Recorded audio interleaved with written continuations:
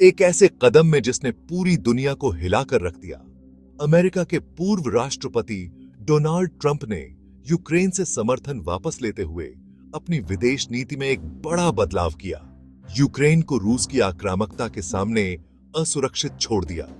कुछ विशेषज्ञ रूस के साथ संबंध सुधारने की ट्रंप की इच्छा की ओर इशारा करते हैं। अमेरिकी नीति में इस बदलाव के यूक्रेन पर दूरगामी परिणाम हुए। इस फैसले के अमेरिकी विदेश नीति और दुनिया में उसके कद के लिए भी महत्वपूर्ण निहितार्थ थे। तीसरा के यूक्रेन की राजधानी कीव, जो कभी पूर्वी यूरोपीय संस्कृति और वाणिज्य का एक जीवंत केंद्र थी, अब खुद को मुसीबत में घिरा हुआ पाती है। अमेरिकी समर्थन की वापसी और रूस के पूर्ण पैमाने पर आक्रमण के मंडराते खतरे ने शहर के निवासियों पर एक लंबी छाया डाली है। क्रेस्चतिक स्ट्रीट पर लापरवाह सैर के दिन गए। उनकी जगह चिंता और अनिश्चितता ने ले ली है। कभी हंसी और जीवंत बातचीत से भरे रहने वाले चहल पहल वाले कैफे और रेस्टोरेंट अब अग्रिम पंक्तियों से आने वाली ताजा खबरों पर की जाने वाली गुपचुप बातचीतों के गवाह हैं। संघर्ष के भौतिक निशान, जबकि युद्धग्रस्त पूर्व की तरह दिखाई नहीं देते, शांति की नाजुकता की निरंतर याद दिलाते हैं। सरकारी भवनों के चारों ओर रेत के कट्टे ऊंचे ऊंचे रखे गए हैं और भारी हथियारों से लैस सैनिकों द्वारा स्थापित चौकियां अब एक सर्वपरिचित दृश्य बन गया है। लगातार मौजूद खतरे के बावजूद कीव के निवासियों के दिलों में जुझारूपन की भावना प्रज्वलित है। उन्होंने वर्षों के संघर्ष, आर्थिक तंगी और राजनीतिक अस्थिरता को सहा है। मजबूत और अपने भाग्य का फैसला खुद करने के लिए और अधिक दृढ़ होकर उभरे हैं। यूक्रेन के प्रति रूस की आक्रामक कार्रवाई अमेरिकी समर्थन की वापसी से शुरू नहीं हुई। वे दोनों देशों के बीच लंबे और अशांत इतिहास का नवीनतम अध्याय हैं। 14 में रूस ने क्रीमिया प्रायद्वीप पर कब्जा कर लिया। यह एक ऐसा कदम था जिसकी अंतरराष्ट्रीय समुदाय ने व्यापक निंदा की। रूस ने पूर्वी यूक्रेन में अलगाववादी आंदोलनों का समर्थन करना शुरू कर दिया। इस समर्थन ने एक खूनी संघर्ष को हवा दी जिसने हजारों लोगों की जान ले ली है। अपने पूरे कार्यकाल के दौरान यूक्रेन और रूस पर डोनाल्ड ट्रंप के रुख ने काफी जांच और विवादों को जन्म दिया।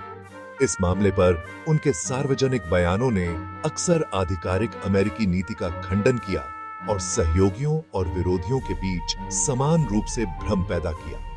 ट्रंप ने बार-बार नाटो के मूल्य पर सवाल उठाया, जो यूरोपीय सुरक्षा की आधारशिला है, और अपने सहयोगियों की रक्षा करने की अमेरिका की प्रतिबद्धता पर संदेह व्यक्त किया। उन्होंने अक्सर रूसी राष्ट्रपति व्लादिमीर पुतिन की भी प्रशंसा की, उन्हें एक मजबूत नेता बताया और यूक्रेन के प्रति रूस के आक्रामक कार्यों को कम करके आंका। ये बयान यूक्रेन को सैन्य सहायता रोकने के ट्रंप के फैसले के साथ इस चिंता को जन्म देते हैं कि वह अमेरिकी राष्ट्रीय हितों के बजाय पुतिन के साथ अपने व्यक्तिगत संबंधों को प्राथमिकता दे रहे थे।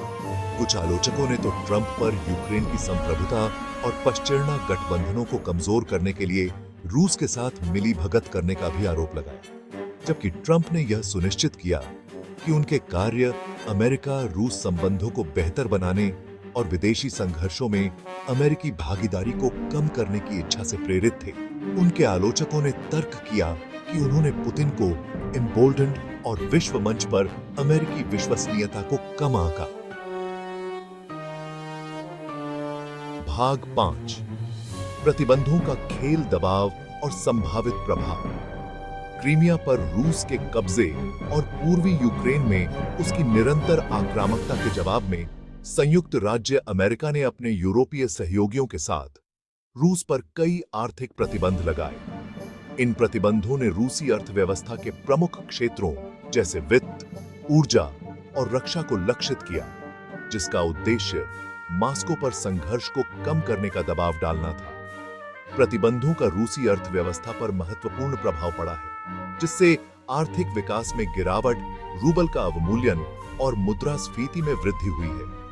हालांकि वे अभी तक रूस के व्यवहार को बदलने या पूर्वी यूक्रेन में अलगाववादियों के लिए अपना समर्थन वापस लेने के लिए मजबूर करने में सफल नहीं हुए हैं। कुछ विशेषज्ञों का तर्क है कि प्रतिबंध प्रभावी नहीं रहे हैं क्योंकि वे पर्याप्त व्यापक नहीं रहे हैं या क्योंकि रूस ने उनसे बचने के तरीके खोज लिए हैं। अन्य लोगों का कहना है कि प्रतिबंध एक दीर्घकालिक रणनीति है और उनका पूरा प्रभाव कई वर्षों तक महसूस नहीं किया जाएगा। प्रतिबंधों की प्रभावशीलता रूस के खिलाफ एकजुट मोर्चा बनाए रखने के लिए अंतरराष्ट्रीय समुदाय की इच्छा पर भी निर्भर करती है।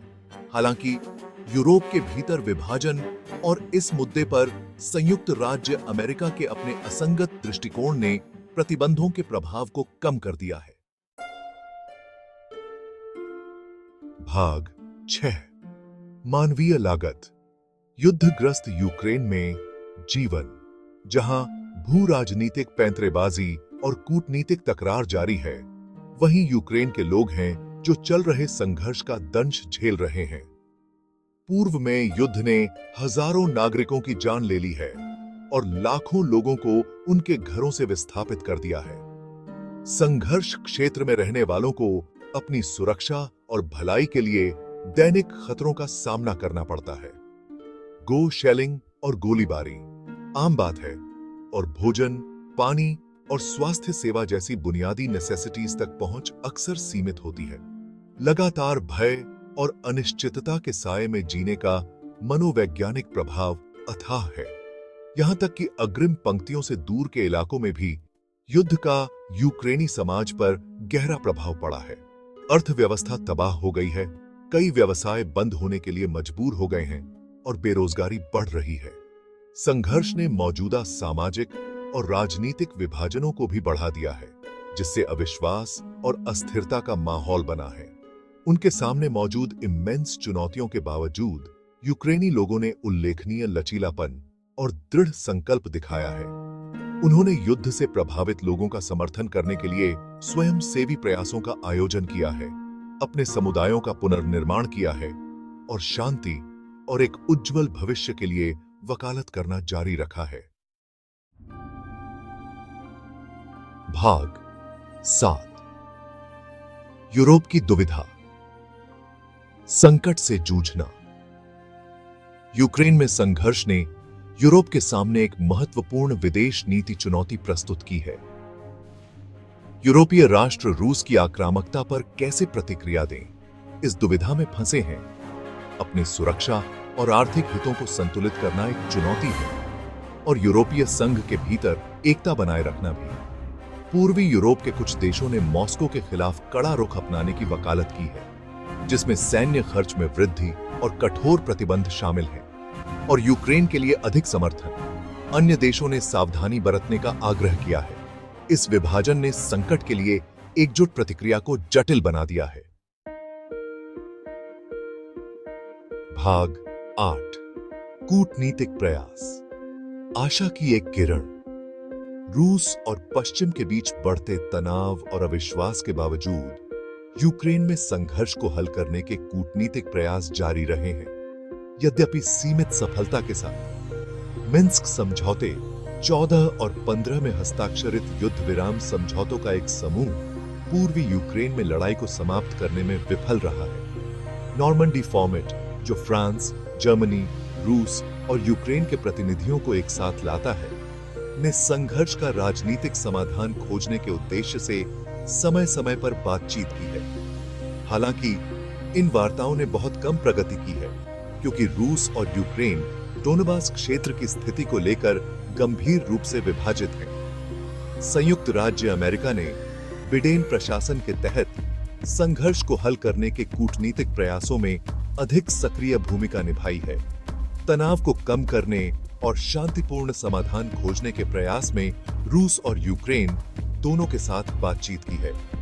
हालांकि महत्वपूर्ण बाधाएं बनी हुई हैं, जिनमें अपनी मुख्य मांगों पर समझौता करने की रूस की अनिच्छा, यूक्रेन का आंतरिक विभाजन और शामिल पक्षों के बीच विश्वास की कमी शामिल है। भाग 9 यूक्रेन का अनिश्चित भविष्य। दौराहे पर खड़ा देश। यूक्रेन संघर्ष के बीच देश का भविष्य अनिश्चित है। अमेरिकी समर्थन की वापसी और रूस की आक्रामकता ने यूक्रेन को कमजोर कर दिया है। यूक्रेनी लोग थके हुए हैं लेकिन निराश नहीं हैं। वे एक बेहतर भविष्य के लिए दृढ़ हैं। इमेंस चुनौतियों पर काबू पाना होगा। यूक्रेन को संघर्ष समाप्त कर अर्थव्यवस्था पुनर्निर्माण करनी होगी।